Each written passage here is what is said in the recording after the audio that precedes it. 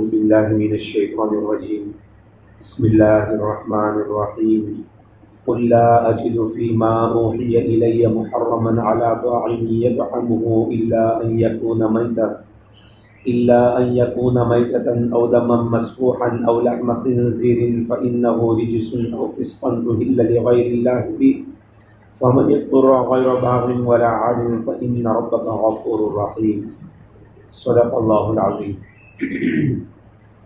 قل لا أجد فيما أوحي إلي محرما على طاعم يطعمه نبی جی آپ فرما دیجئے کہ جو وحی میرے رب کی طرف سے میرے پاس آئی ہے اس میں کسی کھانے والے کو کوئی چیز حرام نہیں پاتا الا ان یکون میتا، ہاں چار باتیں حرام ہیں اور چار چیزیں حرام ہیں۔ الا ان یکون میتا، مردار کھانا حرام ہے، او دم مسفوحا، بہتا ہوا خون حرام ہے، او لحم خنزیر، اور خنزیر اور سور کا گوشت حرام ہے، فإنہ رجس، اس لیے کہ یہ نجس ہے، او فسقا اہل لغیر اللہ بھی، یا وہ فسق والا کام اور گناہ والا کام، اور وہ یہ ہے کہ کوئی جانور کسی اللہ کے علاوہ کسی اور نام پر ذبح کیا جائے۔ فمن اضطر غیر باغ ولا عاد، ہاں البتہ جو آدمی مجبور ہو جائے، بے قرار ہو جائے، بغیر رغبت کے اور بغیر حد سے بڑھنے کے، فإن ربک غفور الرحیم، بے شک آپ کا رب غفور الرحیم ہے، معاف کرنے والا، رحم کرنے والا ہے۔ جن جانوروں کا ذکر چل رہا ہے، اللہ رب العزت نے ان جانوروں کے بارے میں اصول بیان کیا کہ کون سے جانور حلال ہے، کون سے جانور حرام ہیں۔ اللہ کے حبیب صلی اللہ علیہ وسلم کی مبارک زبان سے اعلان کروایا کہ نبی جی آپ فرما دیجئے کہ جو وحی میرے پاس آئی ہے اس وحی میں سوائے چار جانوروں کے میں اور کسی چیز کو حرام نہیں پاتا۔ ایسے تو دوسرے جانور بھی حرام ہیں، لیکن جن جانوروں کا ذکر ہو رہا ہے اور عمومی طور پر انسان جن جانوروں کو کھاتا ہے اس میں پہلی چیز بیان کی مردار کھانا حرام ہے۔ اور جو اعتراض آج کے دور میں ہو رہا ہے وہی اعتراض نبی پاک صلی اللہ علیہ وسلم کے زمانے میں بھی ہوا تھا۔ لوگ آئے تھے آقا صلی اللہ علیہ وسلم کی خدمت میں اور آ کر کہنے لگے، اے محمد صلی اللہ علیہ وسلم، جس کو تم شکار کرو، جس کو تم ذبح کرو وہ حلال، جس کو شکاری کتا مار ڈالے وہ حلال، جس کو تمہارا شکاری پرندہ باز مار ڈالے وہ حلال، اور جسے رب مارے وہ حرام۔ یہ اعتراض اس زمانے سے چل رہا ہے۔ اللہ رب العزت نے فرمایا یہ مردار ہے۔ اب اللہ نے فرما دیا ہے، بات ختم ہو گئی کہ وہ مردار حرام ہے تو حرام ہے۔ دوسری بات بیان فرمائی اب دم مسفوحا، بہتا ہوا خون، جب جانور کو ذبح کیا جائے جو خون بہہ رہا ہوتا ہے، نکل رہا ہوتا ہے، وہ حرام ہے۔ ہاں البتہ گوشت کے ساتھ جو تھوڑا بہت خون رہ جاتا ہے وہ حلال ہے۔ او لحم خنزیر، خنزیر کا گوشت حرام ہے۔ پھر اللہ تعالیٰ نے فرمایا فإنہ رجس، یہ ناپاک ہے، نجس ہے۔ اب خنزیر کو اگر ذبح بھی کر دیا جائے تب بھی وہ پاک نہیں ہوتا، اس کا گوشت ناپاک، اس کی کھال ناپاک، اس کے دانت ناپاک، یہاں تک کہ اس کا بال بھی ناپاک ہے۔ او فسقا اہل لغیر اللہ بھی، اللہ کے علاوہ کسی اور کے نام پر ذبح کیا ہوا جانور، چاہے وہ کوئی اور نبی ہو، ولی ہو، پیر ہو یا پھر کوئی بت ہو، اللہ کے علاوہ اگر کسی کا نام لے کر ذبح کیا جائے گا تو وہ حرام ہو جائے گا۔ حلال اور حرام کا قانون اللہ بناتے ہیں، نہ نبی کو اختیار ہے نہ کسی ولی کو اختیار ہے کہ کسی چیز کو حلال کہے، کسی چیز کو حرام کہے۔ شریعت میں حلال اور حرام کا قانون بنانے والی ذات اللہ تعالیٰ کی ہے، نبی بھی کسی چیز کو حلال اور حرام نہیں کہہ سکتے۔ قرآن کریم میں اللہ تعالیٰ نے پہلے پارے کے اندر بیان فرمایا وَاتَّخِذُوا مِن مَقَامِ إِبْرَاهِيمَ مُصَلًّى، مقام ابراہیم کو مصلی بناؤ یا نماز پڑھنے کی جگہ بناؤ۔ یہ آیت اللہ تعالیٰ نے کس وقت نازل فرمائی؟ اس کا شان نزول یہ ہے کہ اللہ کے حبیب صلی اللہ تعالیٰ علیہ وسلم کعبۃ اللہ کا طواف فرما رہے تھے، سیدنا عمر رضی اللہ عنہ بھی ساتھ میں تھے، صحابہ بھی ساتھ میں تھے۔ حضرت عمر رضی اللہ تعالیٰ عنہ مقام ابراہیم کے پاس آ کر رک گئے۔ آقا صلی اللہ تعالیٰ علیہ وسلم دیکھا یہ طواف کا وقت ہے اور عمر وہاں رکے ہوئے ہیں۔ آقا نے پوچھا عمر کیا بات ہے؟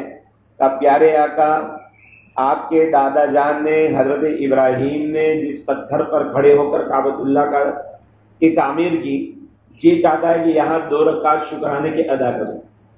اس وقت اللہ کے حبیب صلی اللہ علیہ وسلم نے فرمایا، اے عمر، شریعت کے قانون عرش پر بنتے ہیں، فرش پر نہیں بنتے۔ یعنی یہ قانون بنانے والے اللہ تعالیٰ ہے، قانون بتانے والے نبی اور نبی کے نائبین علماء ہیں۔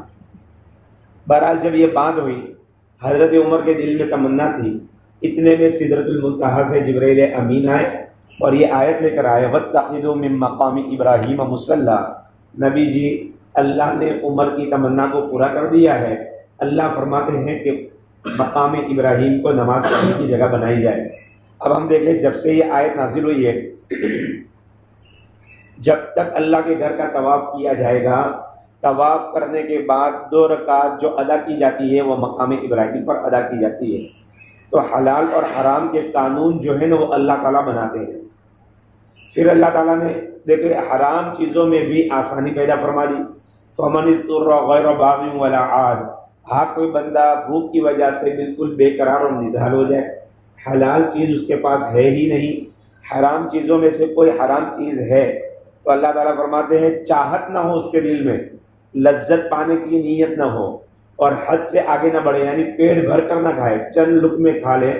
اگر وہ مردار میں سے کھاتا ہے، ناپاک خون بہتا ہوا خون پی لیتا ہے، یا خنزیر کا گوشت بھی کھا لیتا ہے، مجبوری کی حالت میں کھا لیتا ہے، تو اللہ تعالیٰ کے یہاں چھوٹ ہے، فَإِنَّ رَبَّكَ غَفُورٌ رَحِيمٌ، بے شک تیرا رب غفور الرحیم ہے۔ حضرت شیخ نے فضائل حج کے اندر ایک واقعہ لکھا ہے، ربیع بن سلیمان رحمۃ اللہ علیہ حج کے لیے روانہ ہوئے، کوفہ کے اندر پہنچے، دونوں بھائی ساتھ میں تھے اور بہت سارے ساتھی تھے، ضروریات سفر کی جو تھی وہ خریدنے لگے۔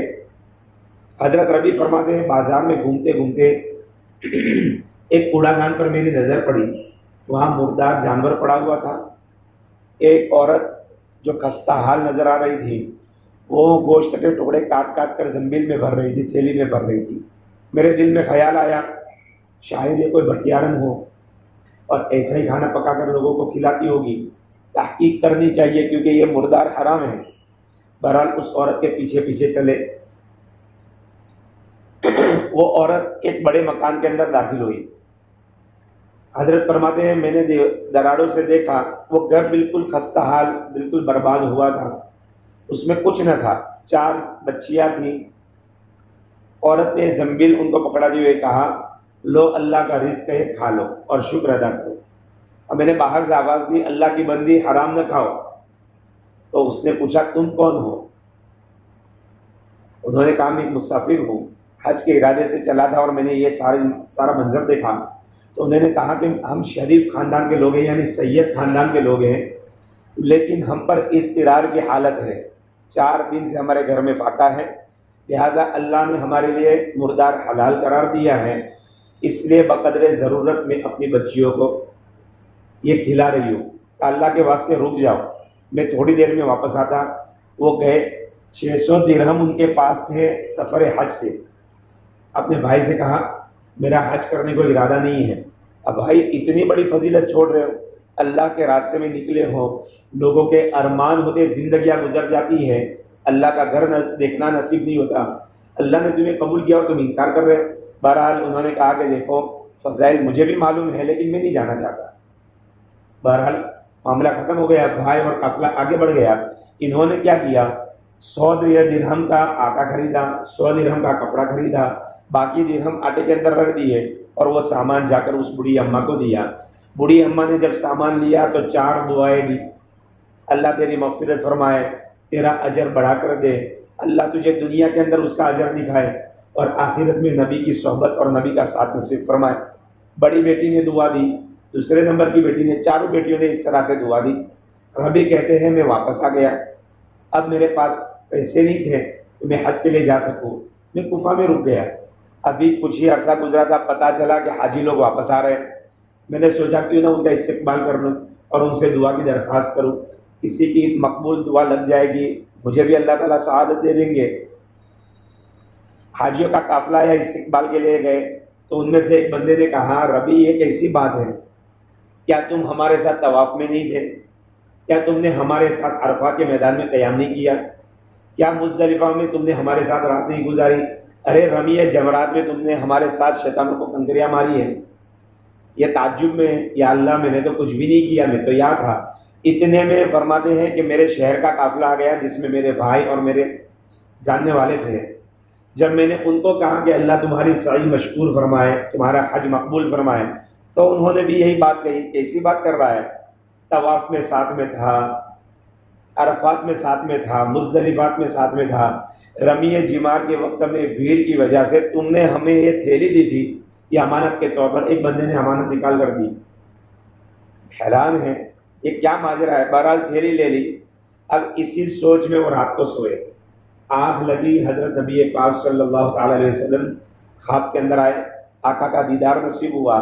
آقا نے فرمایا ربی ہم کتنے گواہ پیش کرے کہ تو نے حج بھی کیا ہے، تو نے سعی بھی کی ہے، تو نے عرفات کے اندر بھی قیام کیا ہے، مزدلفہ میں رات گزاری ہے، شیطانوں کی کنکریاں بھی ماری ہے۔ پیارے آقا بات سمجھ میں نہ آئی؟ تو نے میری بیٹی کے ساتھ احسان کا معاملہ کیا، سید گرانے کے ساتھ احسان کا معاملہ کیا۔ میں نے اللہ تعالیٰ سے دعا کی، اللہ نے تیری شکل کا ایک فرشتہ بنایا جو تیری طرف سے قیامت تک حج کرتا رہے گا۔